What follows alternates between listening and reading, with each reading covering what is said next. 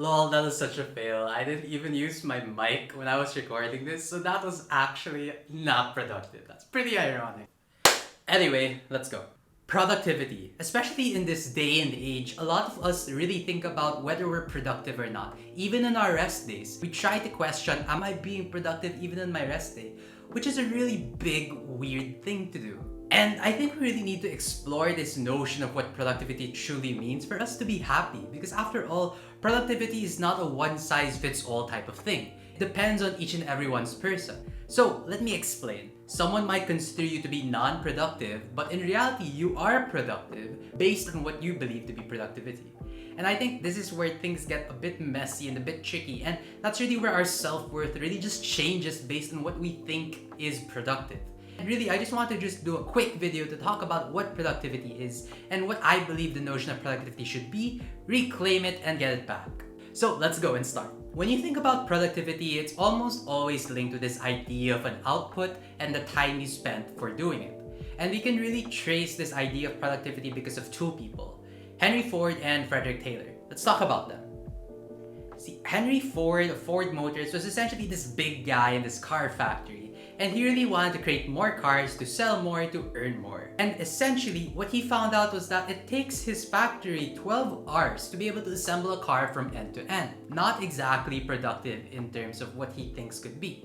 And to be able to figure out how he could make his cars faster, he enlisted Fred Taylor to be able to figure out what's going on. Taylorism that Fred Taylor really talked about was this idea of solving a problem in a systematic manner, similar to this idea of being a scientist, where you're focused on the quantitative levels. And he leveraged the time and motion study to figure out how long it takes for the car to be assembled from start to finish. And what he really found out was that each car was being assembled by a group of people to finish it end to end. It was not like the tasks were being divided.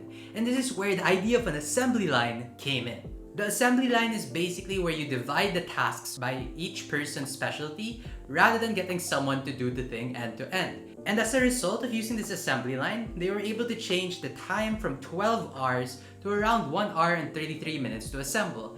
And that is a big thing. That is productive. And you can see this idea of the assembly line still being used in today's world, especially in fast food, where the goal is really to deliver the food as fast as possible. So let's take Jollibee as an example. In Jollibee, you enter the restaurant, go to the counter, and meet the cashier. The cashier's job is essentially to get your order and get your money and give the food at the end. They don't cook the food, they don't prepare the food, they really just compile it and give it to you instead. And because of doing that, they're able to do a more productive job. Imagine if Jollibee didn't have a cashier, or their chef, or the assembler who really assembles all the food together. The food wouldn't be fast, and you wouldn't be able to get your food on time. Rather, you'll just leave because it's taking too long. And it's all well and good. This idea of productivity being based on the output that you create, based on the time that you spend on it, is pretty normal. The challenge is we aren't assembly lines in our lives. So let's dig a bit deeper to understanding productivity and looking into the etymology of it and understand what's the core essence of what it means to be productive. And we begin with this idea of productivity being traced back to the word, well, product. And product can be traced back to this Latin word, producere. Producere basically means leading forward, with the word pro being forward and ducere being lead. And essentially, you're leading forward whatever it is that you need to get done. In other words, you're making traction or progress in whatever it is that you find important. It doesn't necessarily have to be an output per se. So if you're trying to rest, if you're trying to do recreational activities, those aren't necessarily not productive because it depends on what your values are. If you really want to be a healthy person, if you want to express your creativity, doing all those things are actually productive because you're leading it forward, because you're making traction on that thing. So please don't feel so much pressure if you're not being productive, because productivity doesn't have to just be based on your work. Productivity doesn't have to just be based on your output. It really just means making traction and progress with whatever it is that you find valuable. And with that, I hope you find that productivity isn't exactly a one-size-fits-all. So please don't beat yourself up if you're not being productive, especially in these times. And with that, I hope to see you next week and see ya. Bye!